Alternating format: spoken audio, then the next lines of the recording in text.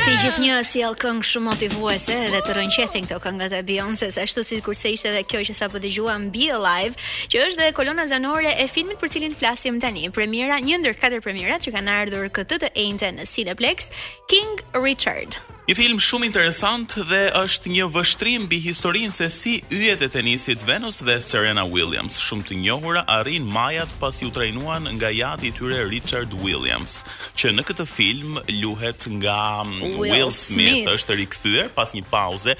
Në fakt ka qenë në qendër të vëmendjes Will Smith për shkak të fizikut të tij. Ato muajt e pandemisë duket se fitoi disa kile më tepër. Se mos vetëm Will Smith. Jo vetëm Will Smith, por ai le të themi e ktheu në një temë këtë gjë duke bërë video në rrjetet sociale dhe më pas mori po themi disa ditë kohë për veten e tij, duke u shndruar më pas në formën e tij perfekte ashtu siç është edhe në ditët e sotme. Sepse kur vjen fjala tek aktorët, sidomos tek ata të cilët janë aktiv, le të themi në treg, sigurisht që ju duhet që të jenë në formën e tyre më të mirë. Për Will Smith, që jemi mësuar ta shikojmë gjithmonë në super form në të gjitha rolet e tij, kështu që ishte pak e çuditshme të shikonim Will Smith me bark, po themi. Edhe me sa duket edhe ai u ndje vërtet i çuditshëm me veten e tij. Po ja që i ka humbur këto kilet sepse i është rikthyer, është zgjerimet e këtë herë duke sjellë në ekran një histori të jashtëzakonshme. Bëhet fjalë për historinë e dy motrave teniste Venus dhe Serena Williams, të cilat nga dy vajza të thjeshta arritën që të triumfojnë e të vënë emër në botën e tenisit. Ato trajnohen dhe ndiqen që në fëmijëri nga babai i tyre Richard, rol që vjen siç e tham nga Will Smith. Filmi po shfaqet në kinemat e mbar botës, sikurse edhe në HBO dhe është vlerësuar maksimalisht për historinë, realizimin dhe mbi të gjitha riktimin në ekranin e kinemas të Will Smith. Aq më tepër kur është një prodhim i HBO, është patjetër shumë cilësor, edhe King Richard duhet jetë mjaft interesant për tu parë. Mua në fakt kur dëgjova titullin e këtij filmi, më duk sigurisht se do një mbret Richard e tjerë, po në fakt doli një gjë krejt tjetër, po histori shumë interesante edhe kjo e dy motrave teniste. Ja që baballarët vërtet janë mbretëre, sidomos kur ndjekin ëndrat apo kur duan që talentin e fëmijës së tyre ta shndrojnë në diçka, një sukses të tillë siç është ai Venus dhe Serena Williams, që sot janë kampione në tenis. Sigurisht janë shembuj për shumë sportiste të tjera. Mirë, lëm pas King Richard për të shkuar tani tek një film i animuar i cili titullohet Clifford the Big Red Dog. Imagjinoni pak që gjithë dashuria që ju keni për kafshët tuaja shtëpiake ti zmadhoj ato. Sa më shumë dashuri ti dhuroni, po themi, aq më shumë kilogram. Kjo është historia e një vajze e cila gjen një këlysh të vogël, po themi, në rrugë dhe e merr në shtëpinë e saj. Por në fakt ky nuk është një këlysh i zakonshëm, sepse ashtu siç the edhe ti, sa më shumë dashuri i dhuron Emily, për shkak të një magjie, ai sa vjen e bëhet më i madh, saqë nuk e zë më as apartamenti i shtëpisë së saj. Dhe këtu lind një luftë, po themi, sepse disa shkencëtar duan ta marrin Cliffordin për ta studiuar në mënyrë që të kishin mundësi që me gjenet e tij t'i bënin të gjitha kafshët në një madhësi shumë të madhe. Dhe Emily lufton që kjo të mos realizohet. Kjo është, po themi, pak a shumë edhe historia e Clifford the Big Red Dog. Sigurisht në këtë atmosferë festash, padyshim që është i jashtëzakonshëm për ta parë së bashku me fëmijët tuaj apo me të vegjëlit në një farë mënyre për t'ja ushqyer atyre edhe këtë dashurinë ndaj kafshëve, se edhe kjo është një tematikë shumë e prekshme që na shqetëson edhe ditët e sotme. Në vërtetë, dhe ka shumë filma të tjerë në fakt, por gjithmonë kur bëhet fjalë për këtë tematikë ne jemi shumë të ndjeshëm edhe i duam shumë këto filma. Ju kemi prezantuar deri më tani një biografi dram dhe një film të animuar aksion komedi. Kemi edhe 2 të tjera premiera për t'i prezantuar, të cilat vijnë vetëm pas pak. Okej, kjo është Dynamite nga BTS, është kolon zanore e Clifford the Big Red Dog, për të cilin folëm pak më parë. Ndërkohë tani do të shkojmë tek premiera e tretë e Cineplex, që është Resident Evil Welcome to Raccoon City.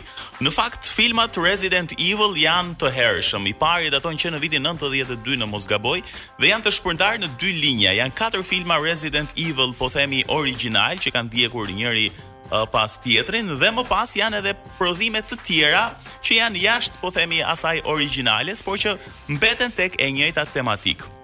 Sigurisht ka shumë fansa në botë Resident Evil, përveç se janë bërë këto prodhime kinematografike, i kemi parë në revista të ndryshme, personazhe të animuar e tjerë, le të themi që ka pësuar një popularitet shumë të madh po themi ky prodhim, ky lloj filmi me këtë lloj personazhi. Ndërsa ky i vitit 2021 vendoset mbrapa në kohë në vitin 1998, është origjina po themi se si zbulohen sekretet e ndërtesës misterioze Spencer dhe qytetit fatkeq Raccoon. Vjen në fakt si një bashkëprodhim kanadez, gjerman dhe amerikan, aksion horror, kështu që bëuni gati se sigurisht tham që dhjetori ka lezet me ato filmat e Krishtlindjeve, po edhe filmat të tillë nda nganjëherë sikur janë të nevojshëm. Sigurisht e ka pak horror, kemi thënë që janë shtuar shumë fansat e horrorit dhe mbase Krishtlindje me pak horror mua më duket një kombinim jo i keq. Se më kujtove filmin Die Hard tani me Krishtlindje me pak aksion. Pikërisht, që lidhet në një farë mënyre. Okej, ky është premiera e tretë. Temin për të shkuar tani tek premiera e fundit, por le të themi është qershia mbitor, sepse ka kohë që po përflitet, edhe ja tek është më në fund. Flasim kështu për një biografi, dram, romans, e kemi fjalën për Spencer, i cili na ka ardhur si një dhuratë për Krishtlindje. Bëhet fjalë pikërisht për familjen mbretërore dhe më saktë për Diana Spencer. Lady Diana, mbiemri i saj vajzërisë ishte Spencer, prandaj dhe filmi mban këtë titull. Princesha e Walesit, një ndër personazhet më të përfolura në historinë botërore, pikërisht për shkak se u bë princesha e Walesit, po për shkak edhe të karakterit saj dhe të personazhit saj të veçantë. Ajo pati një histori shumë të bukur me princin Charles, shumë të bukur. Tani ndoshta vitet e para ishte një gjë e bukur, por më pas ata u ndan diku rreth vitit 92, në mos gaboj, apo 97. Në 92-shin u ndan, po në 97-ën ishte divorci zyrtar që bëri me princin Charles. Për shkak të disa problematikave që kishin së bashku në çift.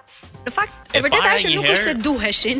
Nuk është se duheshin. E para njëherë flitet për disa marrëdhënie, ose për ndonjë marrëdhënie jashtëmartësore, pra që kishte në kohën kur ishte me princin Charles. Ajo ishte një femër shumë e bukur, një vajzë e gjatë, simpatike dhe padyshim që ndoshta romancat e përndiqnin kudo, ishte një personazh që angazhohej në organizatat jo qeveritare të bamirësisë dhe pati një famë të jashtëzakonshme saqë paparacët e ndiqnin këmba këmbës kudo që ajo shkonte. E vërtet.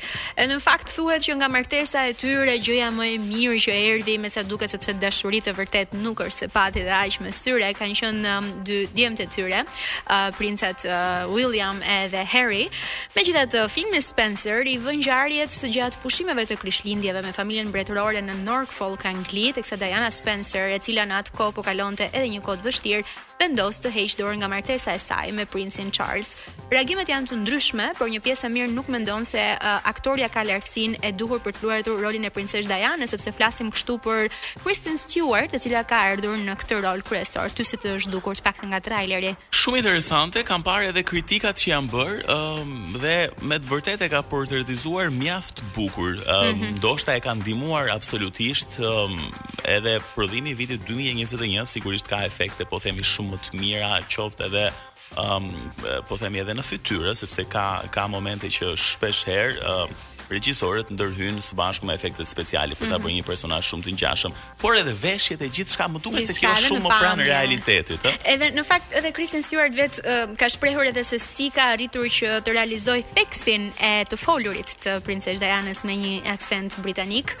E ndërkohë dhe vetë regjizori në këtë film, flasim për regjisorin Pablo Larraín, është shprehur shumë optimist dhe shumë krahapur për sa i takon aktores Kristen Stewart, sepse ka thënë është absolutisht një nga aktoret më të mira që kemi sot, edhe është shprehur që ta bësh këtë film mirë, të duhet diçka shumë e rëndësishme, siç është misteri. Dhe me sa duket këtë mister e kanë gjetur te Kristen Stewart, e cila është vetëm e mistershme, por edhe shumë e brishtë dhe shumë e fortë në të njëjtën kohë për të portretizuar kështu plotësisht Lady Di.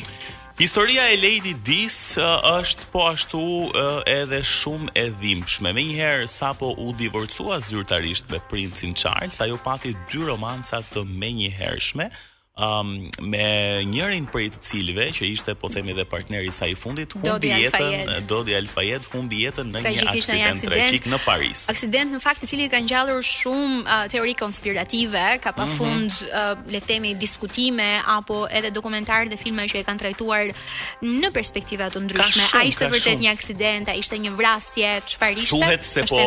Thuhet se po largoheshin nga paparacët, në fakt edhe për shumë vite faji u vu paparacëve deri sa publiku i quajti vrasës ata, por në të vërtet pas disa hetimeve të kryera për shumë vite, versioni zyrtar i ngjarjes është që shoferi me të cilin udhëtonin Dodi Al-Fayed dhe Lady Diana ishte dhe i dehur në momentin që po ngiste makinën me shpejtësi të lartë. Ndërkohë ka qenë një makinë tjetër që po i përndish në një makinë e bardhë, e cila pas aksidentit nuk u gjet kurrë. Pra ka mister. Teoritë janë të pafundme tani se kush mund ta ketë shkaktuar, flitet që mund ta ketë shkaktuar dhe familja mbretërore, ndoshta për shkak të gjithë ngjarjes që u bë, ndoshta disa borxhling të Dodi Al-Fayed sepse ai ishte një biznesmen shumë i famshëm.